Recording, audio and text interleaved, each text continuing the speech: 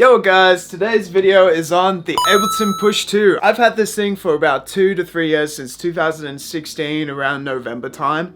And I got it because, you know, I wanted something to control Ableton with, and I wanted a Midi controller. I just wanted to step up my production in general. So that's why I got the Ableton Push. Now, when I was using it, I was sort of confused at first with how do I actually use it. So I actually didn't even have it on my desk at first for the first couple months. I actually had it somewhere else because I was just so confused about it. So what I did was I ended up watching a video course on how to use it, how to create chords on it. I eventually got that, but it took a couple of months for me to actually get used to it and start using it. But now, since then, honestly, I've been using it every single day, and it is my go-to when I want to start producing a new beat or a new song. So let's talk about the durability of it. So when carrying it around, it is huge, so that's pretty big. So I wouldn't recommend just putting it in a normal everyday bag. There is a bag specifically made for the Ableton Push that I'm going to show you in a minute. But basically, this is what happens when you put it in a normal everyday bag. You lose knobs like this, and then you scratch it. That's what you don't want to happen. You don't want to lose one of these, because these can kind of come off quite easily, as you can see. And then I've just lost it, and I don't know where it went. I lost it somewhere. And you don't want that to happen, and I've scratched some of the rubber off these pads, and you don't want that to happen. So that's why I bought this bag. This bag is specifically made for the Ableton Push. It's got all the right size for when you're on the go. Got stuff for your cables, your laptop. So I'll put it in there to show you guys. So all you do is you just slide it in like that. And there you go, it fits in super well, and it's nice and snug. And that's what you want. You just want a bag that you can sort of throw on. And there you go, you're ready to go. It's inside, no one's gonna try and steal it, hopefully. But in terms of weight, look, it's quite heavy. You're gonna be weighed down when you're bringing it to places to produce or do live sessions with. It's gonna be quite heavy. It's not the lightest thing in the world, so if you want something lighter, I would recommend something smaller, like an Akai MIDI keyboard or something like that. In terms of like how everything feels with the Ableton Push, these sort of controls, they feel super nice. They're easy to press down. All the controls, everything feels super nice. The pads are made out of like a rubbery material, and they're very bouncy, so you can kind of, and also they're touch sensitive, so the harder you press, the louder the sound will be. So it's got that dynamic control. All the knobs are easy to turn, even this one. All very easy to twist and turn. By just plugging the MIDI cable in, you can actually use the Ableton Push, but it just won't light up here. So it actually has all the functionality when you just attach the MIDI cable to it, but once you put the power cable to it, it will start lighting up, and you can use it and see what's going on. But just so you know, you can actually use it without the power cable in. There you go. So it'll all work as normal, but it's handy to know that. And then also, so let's look at the basic sort of interface. So you have the 64 pads here. You've got all your controls here. You've got your start, your record buttons, all the basic sort of controls for Ableton. This thing is basically Ableton in a box, which is so useful. And you can record clips. You can record just in general. You can also mix. There's a mixing mode. You can do all the mixing stuff here by controlling all the knobs, controlling sort of how loud things are there.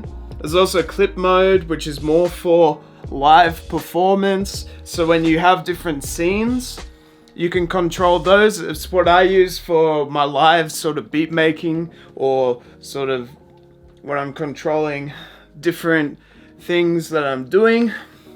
There's the browse feature, which allows you to sort of add plugins and new audio tracks and different instruments inside of Ableton. It is all Ableton controlled, so everything is easy to sort of find straight away.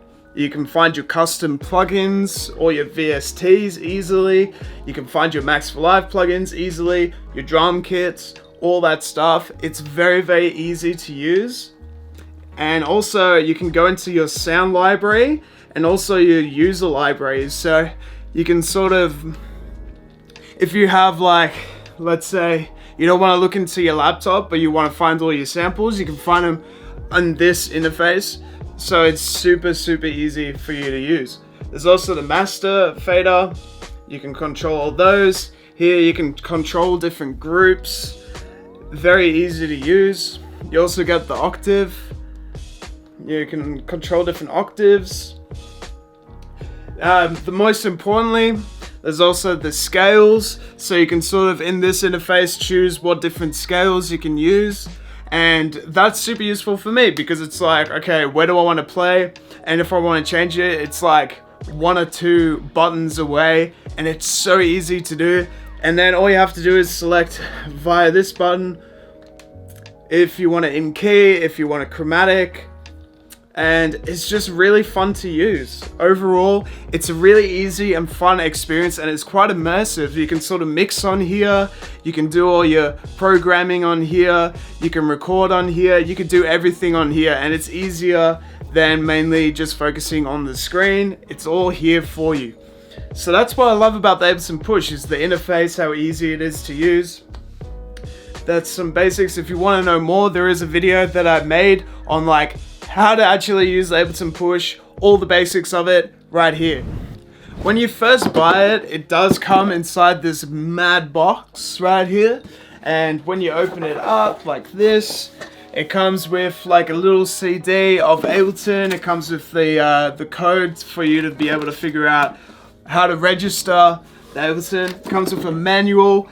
It also comes with multiple different plugs for you to be able to, you know, plug it into different walls. No matter where you are, it's adjustable to being able to plug it in there. So if you're ever in a different country, you can also use it for different countries. It comes with, of course, your MIDI cable and your power cable, and you can, it's just easy to use. And the MIDI cable is a USB cable, and it's great, it's perfect, everything you want. And overall in the workspace, it's pretty easy to put somewhere, because it's not like, for carrying it around it's quite big, but for your studio space it's quite easy to sort of put anywhere you want. So I just put it here next to my screen, and I can sort of produce while looking at there. The goal is to eventually be able to just focus on the Ableton Push and not focus on what's going on the screen, become that good. But there's always learning, there's always different ways you could be able to do that. And you know, it takes time if you want to be able to get to that point, but it's worthwhile investment. If you are an Ableton user, I highly recommend getting the Ableton Push. Maybe you just want a second-hand one. It is pretty good, and if you want a second-hand one, it's trustworthy because it's pretty hard to break. It's easy to scratch the body and lose sort of these knobs or whatnot, but it's hard to actually break all the mechanics inside of the actual box. So getting a second-hand one is actually not a bad idea because you get a half price rather than the $1,000 full price. For me, I use it every single day. It makes it easier for me to produce music, and I highly recommend it for anyone who uses just Ableton Live and who wants to find an easier way to get the music straight from your brain into here. It's awesome. So highly recommend it, guys. Go get yourself one if you want one. Might need to save up a little bit, but it's a worthwhile investment. If you want to watch more videos on the Ableton Push, I have way more videos on my YouTube channel, so watch those if you want to learn more. Have a good one, guys.